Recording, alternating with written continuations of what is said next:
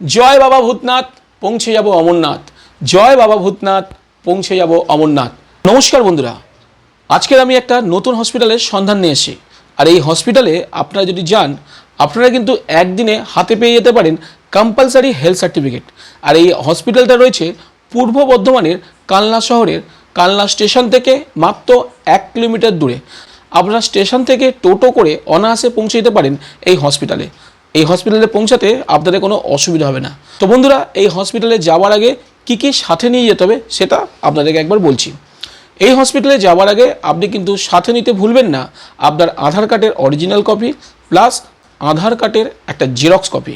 এছাড়া আপনাকে নিতে হবে শ্রী অমরনাথ জি সাইনবোর্ডের তরফ থেকে যে কম্পালসারি হেলথ সার্টিফিকেটটা আপনাদেরকে দেওয়া হয়েছে, সেই কম্পালসারি হেলথ সার্টিফিকেটটা এবং সেই কম্পালসারি হেলথ সার্টিফিকেটের মধ্যে যথাযথ ফিল আপ করে আপনারা ছবি লাগিয়ে নিয়ে যাবেন এই হসপিটালে। প্রথমে আপনাদেরকে যেতে হবে এই হসপিটালের পুরাতন বিল্ডিংয়ে সুপারের ঘরের পাশে ওপিডির যে টিকিট কাউন্টারটা আছে সেখানে।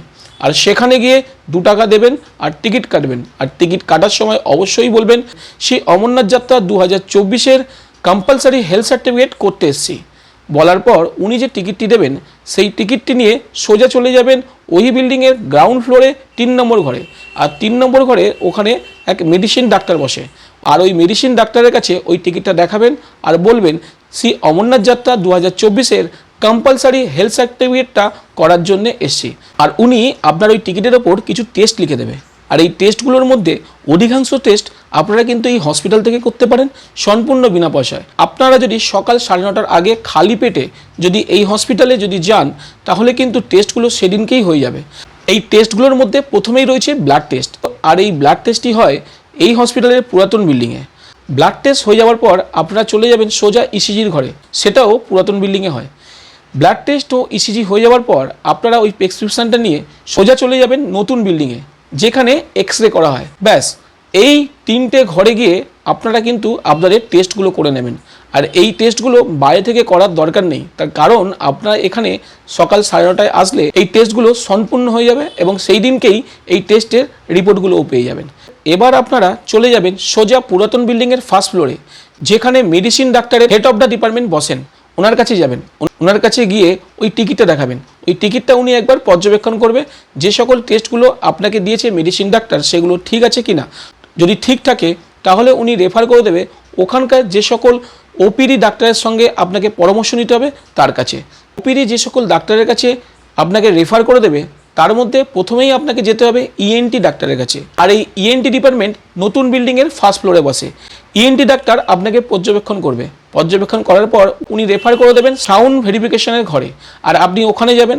ওখানে গিয়ে যখন মেশিনের মাধ্যমে আপনার কানে সঠিক আওয়াজ শুনতে পাচ্ছেন কি না এটা যখন ভেরিফিকেশন হয়ে যাবে, তখন আপনি ওই টিকিটটা নিয়ে আবার চলে যাবেন ইএনটি ডাক্তারের কাছে। ইএনটি ডাক্তার সমস্ত রিপোর্ট দেখে উনি ওনার তরফ থেকে সাইন ও স্ট্যাম্প করে দেবে। ইএনটি ডাক্তার শেষ হয়ে যাওয়ার পর চলে যাবেন সোজা চোখের ডাক্তারের কাছে। চোখের ডাক্তার টুকিটাকি পরীক্ষা নিরীক্ষা আর যেসব হসপিটালে হচ্ছে সেরকমই করাবে। কালার টেস্টিং করাবে, দূরের জিনিস দেখতে পাচ্ছেন কিনা সেগুলো করাবে। করানোর পর সব কিছু ঠিক থাকলে উনিও সাইন করে স্ট্যাম্প মেরে দেবে। আর এই চোখের ডাক্তার নতুন বিল্ডিংয়ে ফার্স্ট ফ্লোরেই বসে। এবার আপনাকে যেতে হবে সার্জারি ডিপার্টমেন্টে। এই সার্জারি ডিপার্টমেন্ট নতুন বিল্ডিংয়ের 2nd ফ্লোরে। উনি কিন্তু আপনার হার্নিয়া বা অ্যাক্সিডেন্ট জাতীয় কোনো রোগ আছে কি না উনি কিন্তু ভালো করে পর্যবেক্ষণ করবেন। আর পর্যবেক্ষণ করার পর উনি যখন দেখবে যে আপনি ফিট, তখন উনিও সিগনেচার করে একটা স্ট্যাম্প মেরে দেবে। এই সমস্ত ওপিডি ডাক্তারদের যখন সম্মতি পেয়ে যাবেন তখন সোজা চলে যাবেন যেখানে যেখানে আপনি টেস্ট করতে দিয়েছিলেন। আর সেখানে গিয়ে আপনি আপনার সমস্ত টেস্টের রিপোর্টগুলো কালেক্ট করবেন। আপনি কিন্তু আবার চলে আসবেন পুরাতন বিল্ডিংয়ে। আর পুরাতন বিল্ডিংয়ে হেড অফ দ্য মেডিসিন এনার কাছে যাবেন। উনি কি করবে, ওই যে আপনার টিকিটটি আছে টিকিটটির মধ্যে সমস্ত ডাক্তার সাইন ও সিগনেচার করেছে সেটা দেখবে।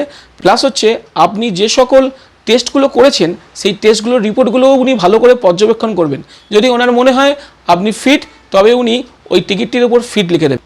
এবার আপনি ওই ওপিডির টিকিটটি এবং সমস্ত টেস্টের রিপোর্ট এবং আগে থেকে নিয়ে আসা শ্রী অমরনাথ জি সাইনবোর্ডের তরফ থেকে কম্পালসারি হেলথ সার্টিফিকেটটা, যেখানে আপনি ছবি লাগিয়ে সমস্ত কিছু ফিল আপ করেছেন আর তার সাথে আধার কার্ডের জেরক্স, এই সমস্ত কিছু নিয়ে আপনাকে চলে যেতে হবে পুরাতন বিল্ডিংয়ের গ্রাউন্ড ফ্লোর, যেখানে সুপার বসে। সুপার কিন্তু সমস্ত কিছু দেখে আপনাকে সিগনেচার ও স্ট্যাম্প করে দেবে। গত বছর পর্যন্ত ওখানে যারা কম্পালসারি হেলথ সার্টিফিকেট নিতে গেছিল তাদের কিন্তু একটা ফিস বাবদ 25 টাকা ধার্য ছিল। এবছর থেকে সেটা কিন্তু মুকুব করে দেওয়া হয়েছে।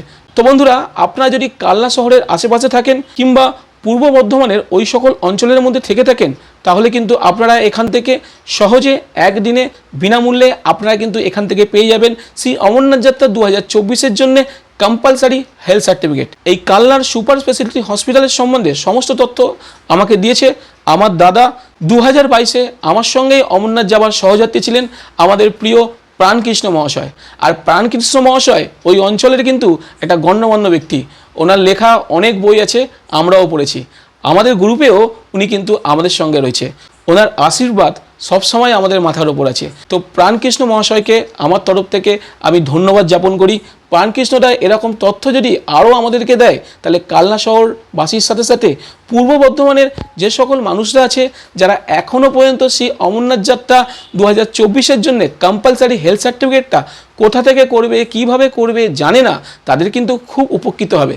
বন্ধুরা, আপনারা যারা আমার এই ভিডিওটি কালনা শহর বা কিংবা তার আশেপাশে অঞ্চল থেকে দেখছেন, আপনারা কিন্তু আপনাদের বন্ধুবান্ধব, আত্মীয় স্বজন ও প্রতিবেশীদের মধ্যে ছড়িয়ে দিন, যাতে সবাই বাবা অমরনাথের কৃপা পেতে পারে। আর আপনি এই ভিডিওটি শেয়ারের মাধ্যমে আপনি বাবার সেবা করতে পারেন। তো বন্ধুরা, যাওয়ার আগে আরও একবার জয় বাবা ভূতনাথ, পৌঁছে যাব অমরনাথ। জয় বাবা ভূতনাথ, পৌঁছে যাব অমরনাথ। নমস্কার। যদি তথ্যগুলো ভালো লেগে থাকে অবশ্যই শেয়ার করবেন আর আমার প্রণাম ও আমাকে ভালোবাসা দেবেন।